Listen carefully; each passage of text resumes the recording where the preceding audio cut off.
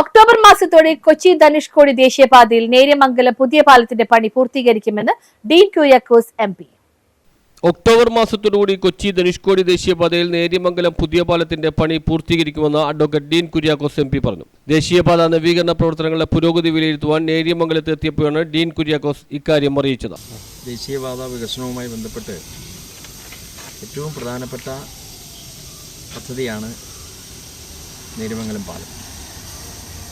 നേര്യമംഗലം പാലത്തിൻ്റെ നിർമ്മാണ പ്രവർത്തനങ്ങളെ സംബന്ധിച്ച് നേരിട്ട് കണ്ട് മനസ്സിലാക്കുന്നതിന് വേണ്ടി കാര്യങ്ങൾ ബോധ്യപ്പെടുന്നതിന് വേണ്ടിയിട്ട് കൂടിയാണ് ഇന്നത്തെ ദിവസം ഇവിടെ എത്തിയത്. നമ്മൾ കഴിഞ്ഞ ഒരു വർഷത്തിന് മുന്നെയാണ് ഈ നിർമ്മാണ പ്രവർത്തനങ്ങൾ ആരംഭിച്ചത്.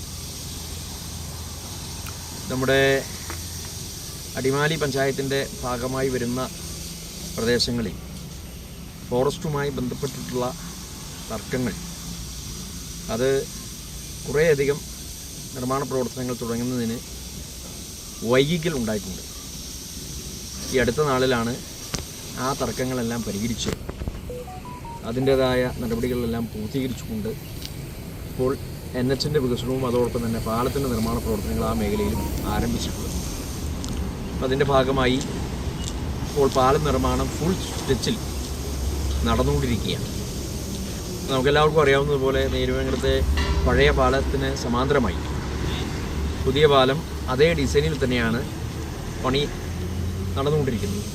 നേര്യമംഗലം പാലത്തിന്റെ നിർമ്മാണ പ്രവർത്തനങ്ങൾ എല്ലാം നേരിട്ട് MP വിലയിരുത്തി. 4 പില്ലറുകളും 2 അപ്റ്റമെന്റുകളും 5 സ്പാനുകളിലുമായി 240 മീറ്റർ നീളത്തിൽ 2 സൈഡുകളിലും ഫുട്പാത്തുകളോടെ 11 മീറ്റർ വീതിയിലാണ് പാലത്തിന്റെ നിർമ്മാണ പ്രവർത്തനങ്ങൾ നടക്കുന്നത്. കൂടാതെ ദേശീയപാതയുടെ വികസന പ്രവർത്തനങ്ങളിൽ ജനങ്ങൾ ശ്രദ്ധയിൽപ്പെടുത്തിയിട്ടുള്ള പരാതികളും ആശങ്കകളും പരിഹരിക്കുന്നതിനുള്ള നിർദ്ദേശങ്ങൾ നൽകി. എല്ലായിടത്തും 10 മീറ്റർ വീതി ഉറപ്പാക്കുന്നതിനായി സർവേ നടപടികൾ പുരോഗമിക്കുന്നതായി വിലയിരുത്തി. NH85 പ്രൊജക്ട് ഡയറക്ടർ പ്രദീപ് കുമാറിന്റെ നേതൃത്വത്തിൽ വിവിധ ഉദ്യോഗസ്ഥന്മാരും കരാർ കമ്പനി പ്രതിനിധികളും പഞ്ചായത്ത് പ്രസിഡന്റ് CB മാത്യു, മുൻ പഞ്ചായത്ത് പ്രസിഡന്റ് സൈജൻ ചാക്കോ, പൊതുപ്രവർത്തകരായ Jaimon Jose, PR Ravi, MS Razak, PM Rasheed, panchayat secretary R Sethu തുടങ്ങിയവരും MP യോടൊപ്പം ഉണ്ടായിരുന്നു. News bureau, Kothamangalam.